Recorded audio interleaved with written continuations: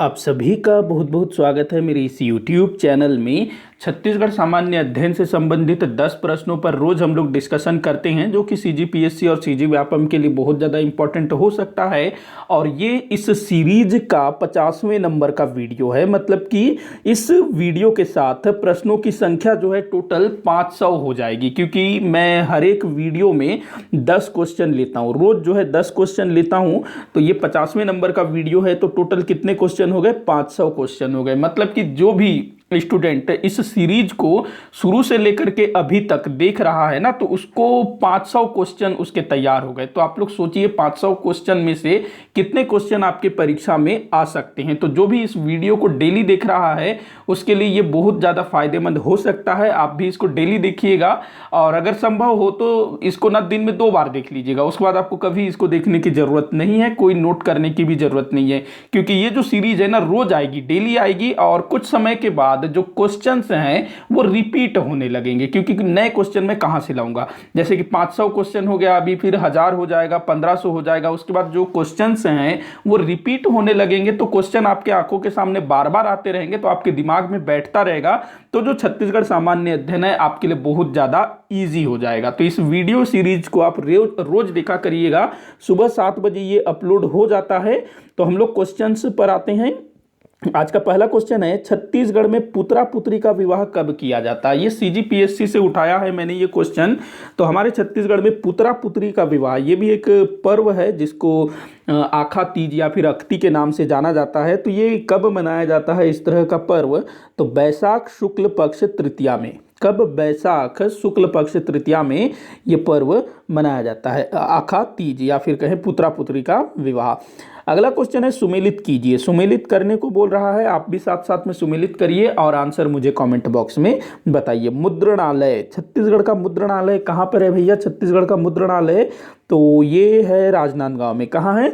राजनांदगांव में। इधर हम 2 लिखते जाएंगे। इस तरह के क्वेश्चन को ना आप ऐसे ही सॉल्व करिए, आपको जो आंसर मिल गया सामने ऐसे लिख दीजिए। उसके बाद देखिएगा राजस्व मंडल, ये कहाँ पर है? बिलासपुर में, 1 लिख देंगे इधर। इंद्रावती भवन रायपुर में है, नया रायपुर में, तो ये 4। उसके बाद आर्म्स पुलिस, आर्म्स पुलिस का मुख्यालय, आर्म्स पुलिस का मुख्यालय ये दुर्ग जिले में है, तो यहाँ हम डाल देंगे 3। तो 2 1 4 3 आपका आंसर होगा। 2 1 4 3 देखते हैं यहाँ पर, 2 1 4 3 ये जो है आपका राइट आंसर होगा। अगला क्वेश्चन देखते हैं, सुतनुका देवदासी का उल्लेख कहाँ से प्राप्त हुआ है? सुतनुका देवदासी, तो ये इसके बारे में हमको कहाँ से जानकारी प्राप्त होता है भैया? तो ये जोगी मारा की गुफा से इसके बारे में हमको पता चलता है। सुतनुका जो कि एक देवदासी थी, और एक देवदत्त नाम के व्यक्ति से, जो देवदत्त नाम का व्यक्ति है वो सुतनुका से प्रेम करने लगता है और अपना प्रपोज भी कर देता है कि मैं तुमको प्रेम करता हूं। लेकिन सुतनुका जो है मना कर देती है कि देवदासियों को जो है ये सब करने का अधिकार नहीं है। तो ये सारी जानकारी हमको कहाँ से मिलती है? जोगी मारा की गुफा से।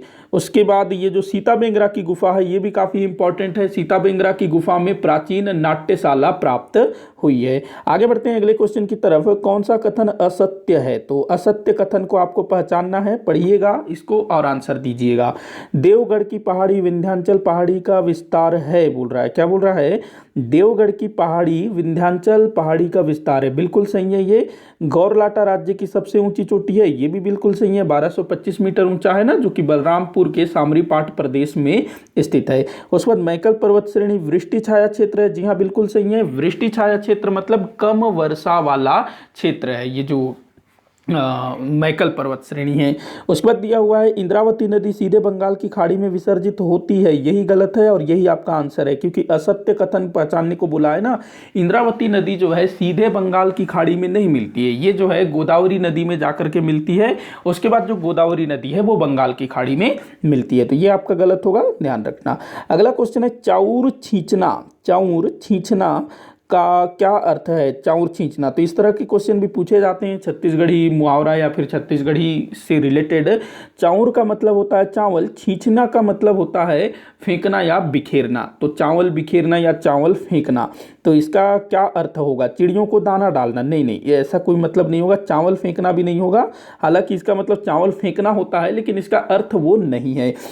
धान की बुआई करना ये भी नहीं है, इसका अर्थ होता है जादू करना। देखो जो छत्तीसगढ़ के ग्रामीण क्षेत्रों में क्या होता है, जो बैगा वगैरह होते हैं, जो जो बैगा टाइप के लोग, तो वो जो है कुछ मतलब देवी वगैरह कुछ कुछ करते हैं, तो उसमें चावल वगैरह का प्रयोग करते हैं, उसमें मंत्र वगैरह फूंकते हैं, तो उसी को चाउर छींचना कहा जाता है। आगे बढ़ते हैं अगले क्वेश्चन की तरफ। छत्तीसगढ़ी में कपिला किसे कहते हैं? ये क्वेश्चन काफ़ी पूछा गया है, मैंने एक दो बार देखा है, लगभग 2 से 3 बार देखा है मेरे ख्याल से। तो कपिला किसे कहते हैं? तो कपिला जो है, अच्छा, एक कपिला पशु आहार भी एक आता है ना, कपिला पशु आहार, टीवी में ऐड आता था बहुत ज़्यादा, तो ये काली गाय को बोला जाता है। कपिला किसको बोला जाता है? काली गाय को। छत्तीसगढ़ी में जो काली गाय होगी उसको कपिला कहेंगे। अगला क्वेश्चन है, छत्तीसगढ़ में पंथी क्या है? छत्तीसगढ़ में पंथी क्या है? आप सबको पता है भाई, जो पंथी है वो नृत्य है, पंथी नृत्य। कौन करता है? सतनामी बंधु करते हैं पंथी नृत्य। अब यहाँ पर क्वेश्चन को थोड़ा सा घुमा दिया है, ऑप्शन को बोल रहा है एकल नृत्य है, समूह नृत्य है, खेल नृत्य है कि शिकार नृत्य है। तो ये किस तरह का नृत्य है? शिकार नृत्य नहीं है, खेल नृत्य भी नहीं है, एकल नृत्य भी नहीं है, ये समूह नृत्य है। समूह में करते हैं ना, ग्रुप में किया जाता है ये वाला डांस। अगला क्वेश्चन है, बिलासपुर किसका मुख्यालय है? बिलासपुर किसका मुख्यालय है? तो देखो यहाँ रेलवे जोन दिया हुआ है, तो बिलासपुर किस रेलवे जोन का मुख्यालय है? तो भाई ये दक्षिण पूर्वी मध्य रेलवे का मुख्यालय है, दक्षिण पूर्वी मध्य रेलवे। आगे बढ़ते हैं अगले क्वेश्चन की तरफ। तो उर्रांव जनजाति में प्रचलित पेय पदार्थ को किस नाम से जाना जाता है? उर्रांव जनजाति का पेय पदार्थ, देखो जनजातियों की अपनी अलग संस्कृति है, उनका खान पान अलग है, तो इनका जो पेय पदार्थ है ना, वो भी थोड़ा सा विशेष टाइप से, अलग टाइप से, तो ये भी अक्सर पूछा जाता है।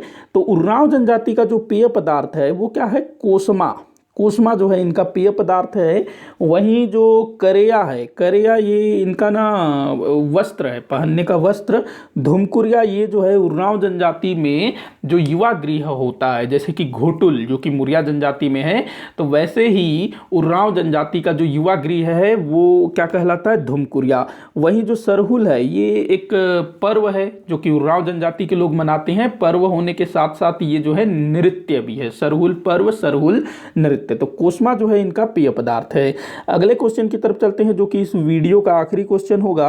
तो क्वेश्चन है कि राजिम कुंभ मेला का आयोजन कब होता है? बड़ा इंपॉर्टेंट क्वेश्चन है, बहुत बार पूछा गया है। राजिम कुंभ मेला अभी हुआ ना, राजिम कुंभ मेला, तो कब होता है? तो पौष पूर्णिमा, बसंत पंचमी, माघ पूर्णिमा, चैत्र पूर्णिमा। तो ये जो है माघ पूर्णिमा के दिन होता है। इसको माघी पुन्नी मेला भी बोला जाता है ना, माघी पुन्नी मेला, हमारे छत्तीसगढ़ी में माघी पुन्नी मेला। तो ये आप लोग ध्यान में रखेंगे। तो ये कब होता है? माघ महीने के माघी पूर्णिमा को ये मेला होता है, माघी पुन्नी मेला इसको कहा जाता है।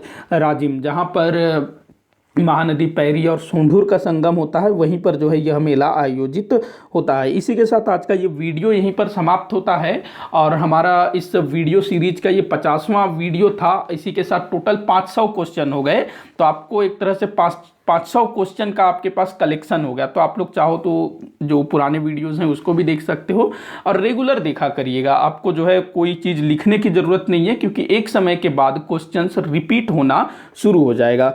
तो वीडियो को आप लोग लाइक करिएगा, ज़्यादा से ज़्यादा शेयर करिएगा। वीडियो को आखिर तक देखने के लिए बहुत बहुत धन्यवाद।